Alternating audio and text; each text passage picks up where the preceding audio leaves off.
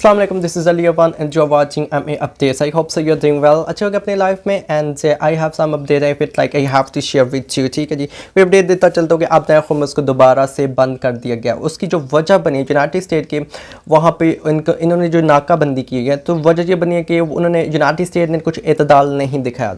इसके इवज़ इन्होंने ईरानियों ने अब नया खुम्स को बंद कर दिया। उन्होंने बोला कि जब ये नाकाबंदी ख़त्म होगी उसके बाद हम खोल देंगे। तो अब हम कुछ कर रहे हैं, हमने कुछ अपना मतलब अपने हुम्मस को खोला है, तो इनको अपनी नाकाबंदी को ख़त्म करना चाहिए था, हालांकि इन्होंने नहीं किया। तो we don't need to trust any more and any people. ठीक है जी।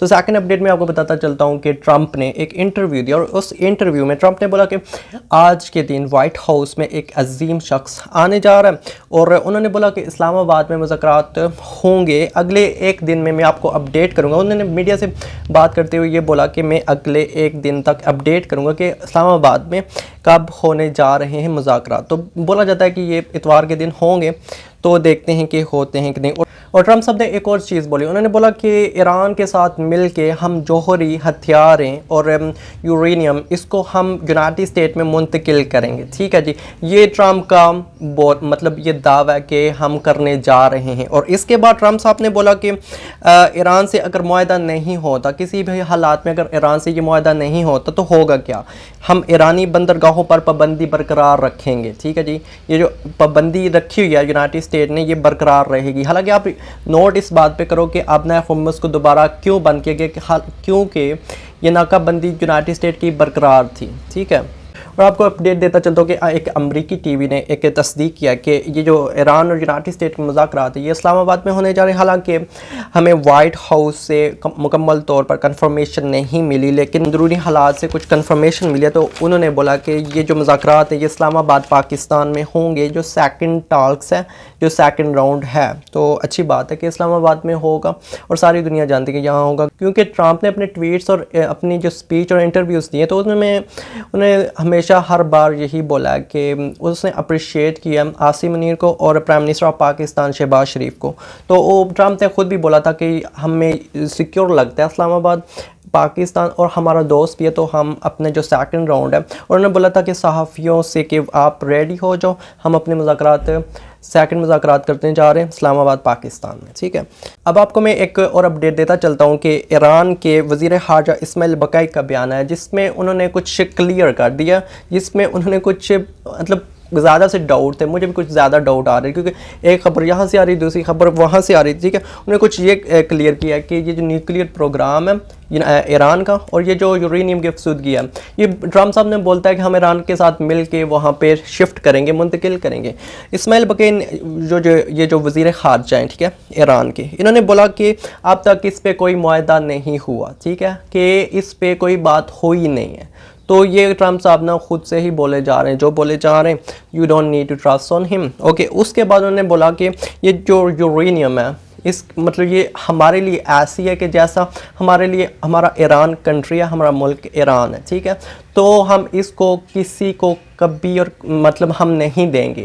यूनाइटेड स्टेट ये जो ट्रंप बोल रहे हैं, ये मतलब इन्होंने जो भी बोला, मैंने आपको पीछे एक वीडियो में बोला था कि जो स्पीकर है ईरान के, उन्होंने बोला था कि ये जो ट्रंप साहब ने 7 झूठ बोले हैं, वो 7 के साथ वो मुआहदे में नहीं थे। उन्होंने जो भी बोला वो खुद से बोला है। और इसके बाद मैं आपको एक और अपडेट देता चलता हूँ कि पाकिस्तान, सऊदी अरब, तुर्की और मिस्र, इन चारों ममालिक के वज़ीर ख़ारजा की अंतोलिया डेमोक्रेसी में हम आहंगी पर ज़ोर और ख़ित्ते की बदलती सूरत हाल पर तबादला ख्याल किया गया। और उन्होंने इस बात पे भी ज़ोर दिया कि ये जो मुज़ाकरात हो रहे हैं गज़ा और फ़लस्तीन से, वहाँ पे भी जो हालात चल रहे हैं, अभी भी इसराइल की जरहियत वहाँ पे चल रही है, तो इस पे भी मुज़ाकरात होने चाहिए इंटरनेशनली, इस पे आवाज़ को उठाना चाहिए। ठीक है जी। बहुत अच्छी बात है कि उन्होंने गज़ा फ़लस्तीन को भी बीच में शामिल किया और उनको नहीं भूले। काफ़ी अच्छी बात है कि मतलब मैंने पहले भी आपको बताया था कि जो तुर्की है वहाँ पहले भी बात हो चुकी है, वो बात कितनी बार कर चुके हैं कि ये अगर इसराइल ना रुका तो हम उतर जाएंगे मैदान में। ठीक है जी,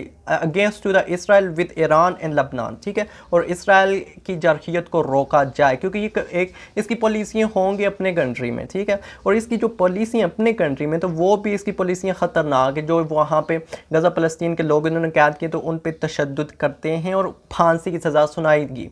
तो इंटरनेशनली इस बात को we should raise okay the voice के अगेंस्ट टू द इसराइल के ये गलत हो रहा है जो इसराइल कर रहा है, हमको आवाज़ उठानी चाहिए कि ये जो इसराइल कर रहा है ये गलत कर रहा है, इसकी पॉलिसीज़ गलत हैं और अक़वाम मुत्तहिदा और ICC के सामने इसको खड़ा होना चाहिए और ज़रूर होना चाहिए। अब पाकिस्तान से रिलेटेड मैं आपको कुछ बताता चलता हूँ कि पाकिस्तान में डीज़ल की प्राइस में कमी हो गई है, और लेकिन डीज़ल की प्राइस में कमी होने के बायस जो किराए हैं इनमें कमी नहीं हुई। जो बसें और बड़ी बड़ी जो चीज़ें चलती हैं ना, ट्रेले ट्रक, तो इसमें ट्रांसपोर्टेशन होती है, मतलब कि अशिया ज़रूरत जो भी होती हैं, तो उनमें भी कमी नहीं देखी। मैंने आपको कितनी बार बताया था, पहले भी मैंने आपको बताया था कि पिछली वीडियो में कि डीज़ल कम होता है तो इससे ऑटोमेटिकली चीज़ों पे फ़र्क पड़ता है, क्योंकि बड़ी बड़ी ट्रांसपोर्टेशन जो होती है, जो अशिया की कीमतों में इजाफा होता है, तो वो फिर किराए में निकल जाती हैं, किराए की तरफ चल जाती है। तो हम बोलते हैं कि ये महंगाई हो गई वो हो गई, तो जो पीछे जो होता है वो डीज़ल होता है जिसकी प्राइस काफ़ी ऊपर जाती है, तो जिससे ऑटोमेटिकली वो जो ग्रॉसरीज़ की चीज़ें वो भी ऊपर चली जाती हैं। ठीक है जी।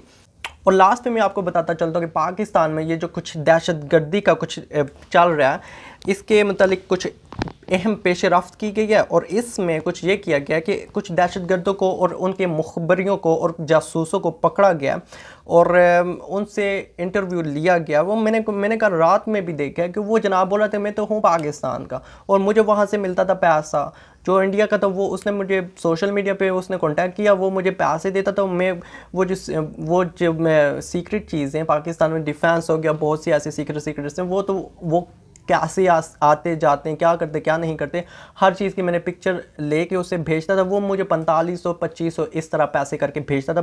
तो कुछ ये करनामा हुआ कि यहाँ पे पुलिस ने उसको भी अरेस्ट कर लिया, गिरफ़्तार कर लिया गया। तो बहुत अच्छी बात है कि एक अहम पेशरफ्त हो रही है। तो पूरे पाकिस्तान से ऐसे ये जो मुखबरी करते हैं और ये जो गद्दारी करते हैं पाकिस्तान से, इनको भी पकड़ा जा रहा है, और साथ साथ दहशतगर्दों को उनके अंजाम तक भी पहुंचाया जा रहा है। ठीक है जी। अब तक की अपडेट यही तक थी, न्यूज़ यही तक थी। अपना ख्याल रखिएगा, दुआ में याद रखिएगा। मिलते हैं नेक्स्ट वीडियो में, तब तक के लिए अल्लाह हाफिज़।